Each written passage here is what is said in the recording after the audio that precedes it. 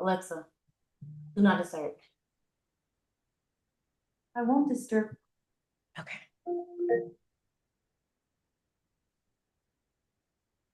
Alexa, do not disturb. I won't disturb. Freedom feels impossible right now.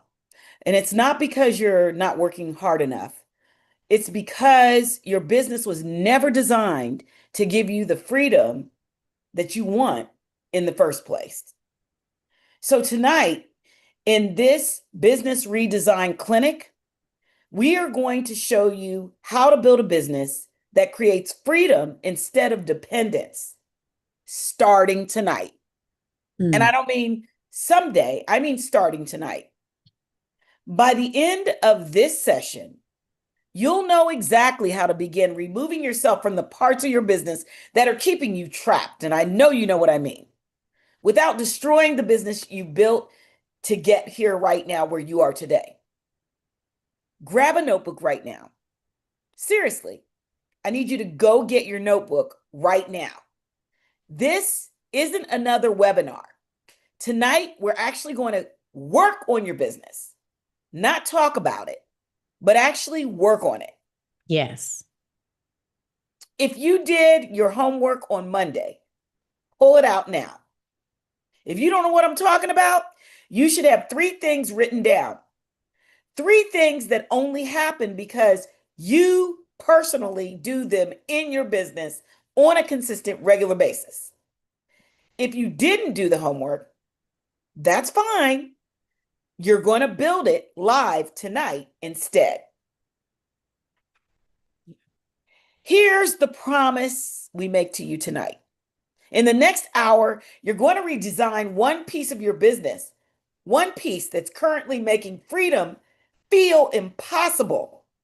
Not brainstorm it and not think about it sometime in the future, but redesign it tonight. Let's start with the truth nobody tells you. On Monday, we talked about the founder dependency test. If you disappeared for 2 weeks, how much of your business would keep running without you? For most of you, the honest answer was not much. And here's why. If it's not written down, it lives in your head. And your head is absolutely not a system. Your head's not searchable. Your head cannot be handed to a new hire. Your head goes on vacation, right? And it goes on vacation when you go on vacation. And it takes the business with it. Come on. This is constraint number 1. No documentation. Every business that runs through the founder instead of around the founder has the same root issue. The process exists. It just doesn't exist anywhere except inside that one person. Wow. So, hold up your notebooks. Hold up your notebooks. Make sure you have it. Pen and paper. Tonight, we fix that one task. So, I'm going to tell you, here's the thing. About a year ago, I had to run that test in my personal business. I went away for 1 month out of the country, and it really was a test. I don't know. I wouldn't say that I passed it 100%. What I would say is that on my way out of the country, I had to figure out how I would manage the things that I did on a daily basis.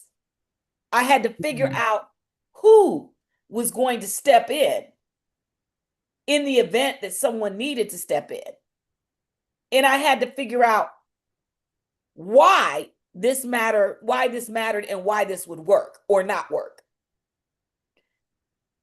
it turns out that I learned a lot of good was already in place in my business because I'm not a founder who's brand new. I'm a founder who's been working for the last 34 years.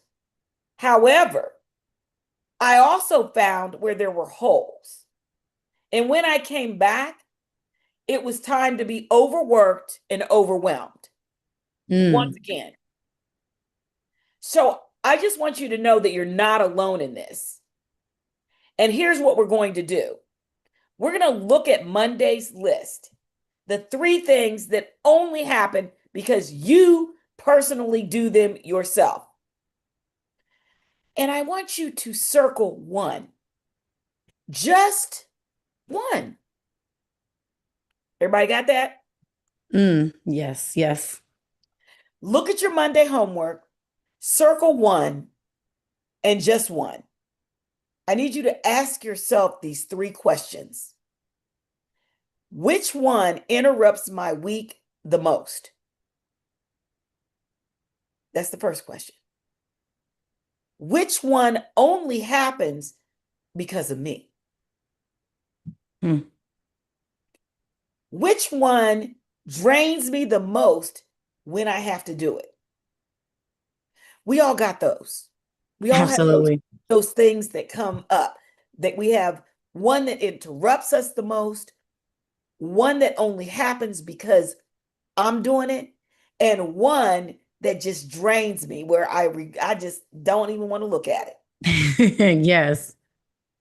Circle the task that answers at least 2 of these 3 questions.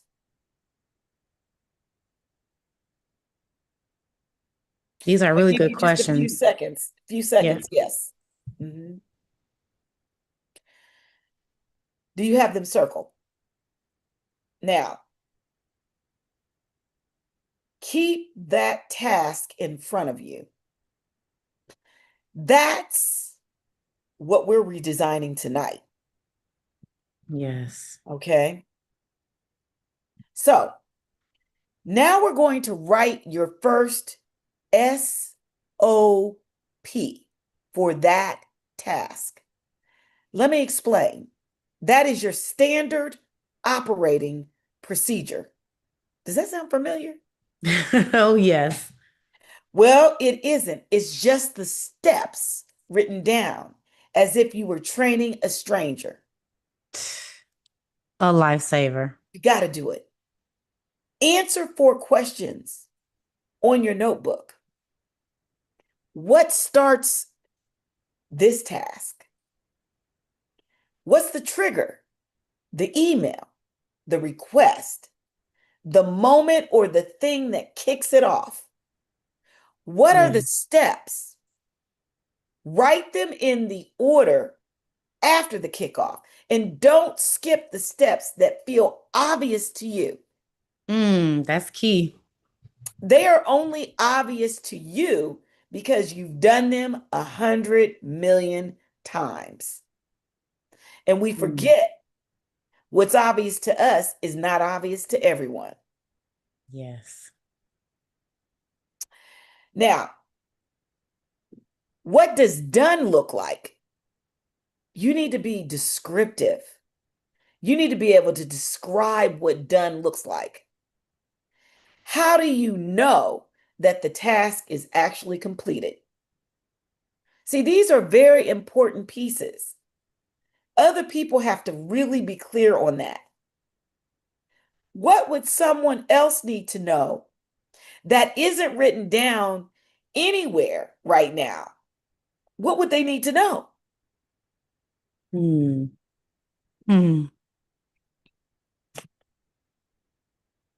That's it. That's the real SOP. It doesn't need to be perfect. It needs to just exist. Now, Shanitha, this is where it gets interesting because documentation alone doesn't remove her from the task, does it? Not at all. It just makes the task visible. Removing her requires the next piece. Stay with us now, because in a few minutes, we're going to show you how to take that exact SOP and make it run without touching it at all. Okay? So Shanitha is going to walk you through the next two constraints. And this is where we actually start building your leverage. And you should be smiling about that leverage.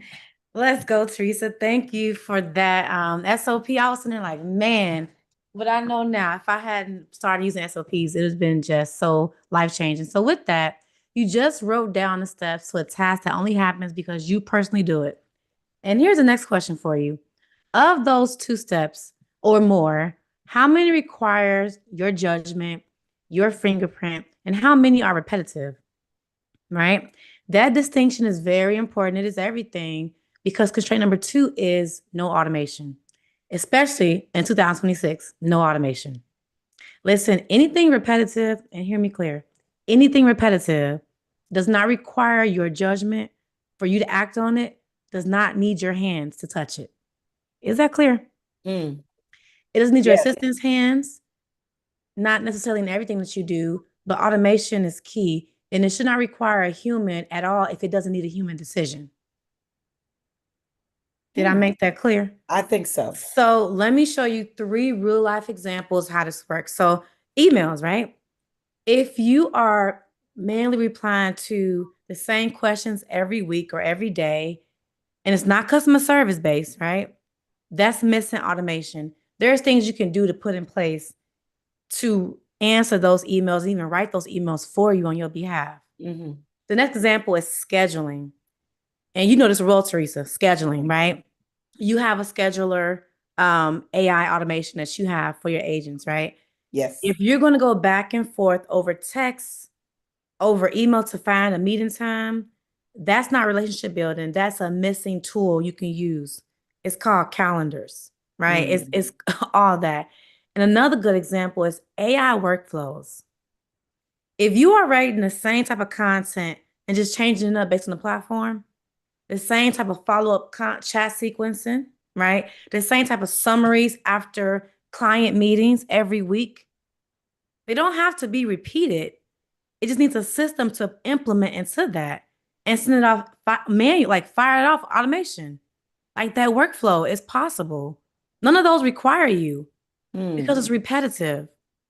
They require a tool doing what you've been doing manually this whole time.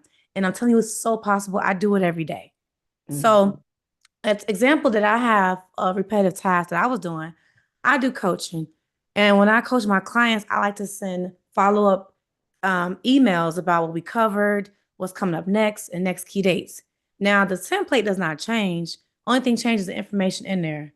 What I decided to do was to create a bot that is on the calls with me, that sits there and it transcribes everything, and it automatically creates a summary that goes to my client after the call. I don't even have to touch it because I already fed it the information. It's in the call with me, transcribing it. So that helped me to not, after a call, being laborious over writing the email out and putting all the pieces in there, because the template doesn't change. Right. Just the date and maybe some of the feedback, but the AI bot that's on the call with me, transcribing the calls, fills in that gap. So that helped save me so much time, so much time. And that's just one example. There are thousands upon thousands of examples, okay?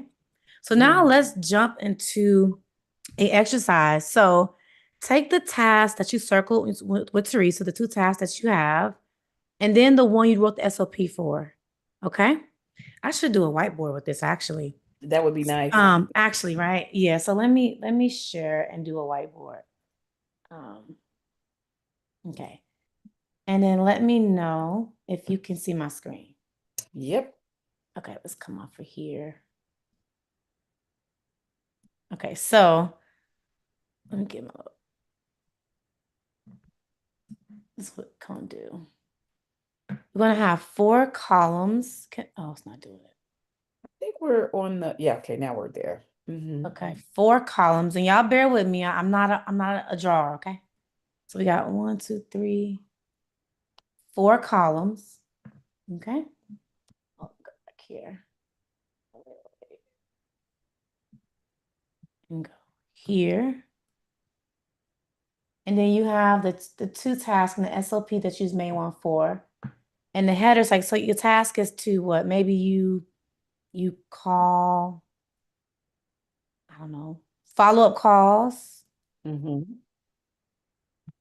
Maybe you send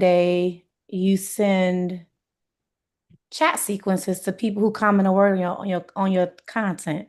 Right. Maybe they comment the word Booked. AI books, right? So basically having a chat sequence bot.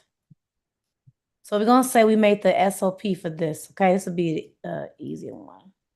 All right. So in this example, we're gonna go with the chat sequence SOP, meaning when someone comments on your picture and say book, because you told them, I want to write a book, comment book, and I will follow up with you with the next steps. That can be automated. So what you would do, once you have that example right here, ask yourself, why does this require me right now? Why am I manually following up people who comment book under my post, or hair under my post, or AI under my post? Why am I manually commenting back? Ask yourself that. And then ask yourself this, what repeats every time they comment that? Do I go back and say, hey, well, check out my link here for how to write a book. Check out my course here on how to do a sew and weave. Right. Like, is that what you're repeating every single time? Now ask yourself, what it actually requires my judgment, or can a decision be done without me? So with this chat sequence in mind, does it require your judgment if they comment the keywords you said in your post? Or does it require you personally to do the chat sequence follow-up? Think about that, okay? And then think about this question. What could be documented, automated, or delegated? So documented, maybe I should type that. Automated or delegated. DAD. Documented, automated, or delegated. Now, what's your thoughts and experience? Do you think that a chat bot can follow up with someone who comments the word book and say, check out my link for my new book writing course? Could that be documented? Yes. Can that be automated? What you think, Teresa? Absolutely. Can that be delegated? For sure. So with that in mind, I like this framework, Dad. That's so awesome. Now go through the steps from exercise 2 with Teresa when you had the two tasks and one SOP, and sort them in each of the columns. So we're gonna have D. I'm change the color right here. This gonna be documented. Put doc.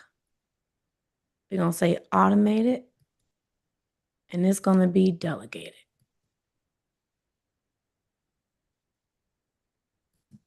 Okay, so give me an example, Teresa, of something that you can give me an example, since we don't have anybody else in here right now, of a task that is repetitive. A task that's repetitive is responding, as we talked about, to emails that are standard questions. Okay, so emails, if they're standard questions, that can be documented because they're standard questions. They don't change based on who it is. Right. So email can be documented. Can that be automated? Yes. And an example how it can be automated is you build a AI workflow to fire off those emails when someone needs questions. Yes. So that can be automated. Can it be delegated to a person or an AI agent? Absolutely. So standard emails, and I'll give one more example. Standard emails. Okay. So another example. Yeah, I have one more example. You have one, Teresa? No, I'm gonna let you go ahead. Because an example I have is FAQs. Do you get common questions on your content? Like, where are you located at? Do you do? I used to get this all the time. Are you a loctician? Because I post a lot of content. No, I got that often. Another question could be, for you, Teresa, do you sell property outside of Ohio? Those are FAQs that can be automated through the social media bots as well as external ones. So can it be documented? Yes. FAQs, yes. Automated, we know it can be automated because it exists now. And delegated. And that can be delegated. None of those require you at any point. All it requires you to do is set it up one time, check it to make sure it's working, and that's it. None of these require you. So with that in mind, let me stop sharing my screen. Is it okay? Is it still sharing? I will need to come. Okay. Yes, I think it stopped sharing. Okay. So Good. with that in mind, here's what most of you are noticing right now. Most of the steps don't actually require you at all. There it is. Not at all. Maybe 2 or 3 of them do, but not all of them. And the rest have just been living inside your head and in your hands because nobody ever separate them for you. You've been thinking you have to do everything yourself. And that is the redesign. Not working harder, but understanding the tools at hand and sorting them correctly. Okay? So in a minute, we're going to ask you one question that will tell you exactly how ready a business is to run without you. And do not skip this part because you may think it may be ready or I might be far away. You might not be actually. But don't leave yet. So with that, let's go to constraint number 3. No delegation. Delegation. And the DAD acronym, make sure y'all, if y'all use that in our content, y'all give us credit. The DAD framework, right? Yep. No delegation. So delegation for many people, it can feel like you're dumping things to somebody else, right? Delegation isn't here.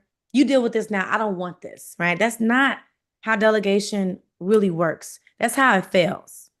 And that's why most founders stop trying after one bad experience because maybe you didn't delegate correctly, right? Clear expectations. Delegation requires 2 things: a documented process and a clear outcome. It is not rocket science. Okay? If you hand someone a task with no process and no defined outcome, what will you get? If you tell a child, well, if you go outside, don't stay outside too long. But you can probably go by the street, but don't go in the street. Is the child confused? Yes. Possibly, right? And what just happened there, an example, whether it's personal or professional, you haven't delegated. You've actually abandoned the mission. Right. And that's okay because we're here to show you different. If you hand someone the SOP that you just wrote with a clear picture of the outcome and what done looks like, you've removed yourself from that task. How amazing is that? That is the difference. Okay? Right. That's the difference. So let's jump into the freedom test. All right. So I have one more exercise for you tonight that ties everything together. Imagine your doctor tells you no work for 2 weeks. It's not optional. You are out. You are bedridden, no computer, no phone, no internet, nothing. Now answer honestly in your notebook, in the comments, if you're watching right now. What stops the moment you are bedridden with no access to the internet, no phone, no computer? What stops? What continues without you? Who actually knows what to do and how to operate? Which clients know that you're missing? And what will just wait 3 weeks until you come back? This hits really close to home. Oh, for me, same. Okay. Now think about what you wrote. And if you haven't wrote it down, think about it because it's not just hitting me and Teresa. I'm sure it's hitting you right now too. That's not hypothetical. That can happen. And that's your business exactly as it's designed right now. And if the list of things that you wrote down or what you thought about is long, then you didn't build a business that serves you. You've built a very demanding child, that thing that only you can do. Right. Only you can operate.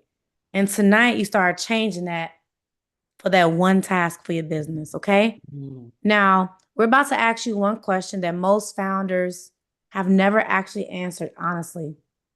So stick with us, okay? Now, Teresa's going to show you how to bring this all home and how to see this across your entire business, like have the vision, not just the one task worked on tonight. She's going to show you the whole vision, okay? So back over to you, Teresa. Before we move into anything else, I want one commitment from you. Not 4 or 5, just one. Write this sentence and finish it. Tomorrow, I will redesign. Fill in the blank with the task that you worked on tonight. That's your homework. It's one redesign, not the whole business, just one task. Move from documented to automated to delegated. Dad. DAD.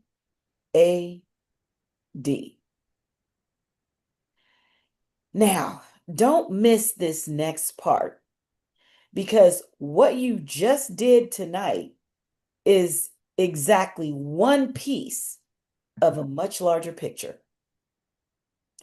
And that bigger picture is where most founders are actually losing most of their time and most of their money without even knowing it. Tonight, you redesign one bottleneck, one task out of everything running through your business. But here's the honest question. What if that isn't even your biggest bottleneck? What if the real constraint holding your business back isn't in working smarter at all? What if it's actually in how visible you are, or how predictable your revenue is, or how supported you are, or how sustainable this pace actually is for you? That part. You don't know, because you're not paying attention and because nobody has ever measured it for you. Yes. That's exactly what the WOBIZ Business Diagnostic does. It measures all 5 WOBIZ pillars. Work smarter, own your visibility, build predictable revenue, invest in the whole woman, and 0 isolation. Yes. In just a few minutes, you'll get your business health score, your score across each pillar, and your personalized business prescription. It's going to tell you exactly which pillar is costing you the most right now. It's not a guess, it's a measurement.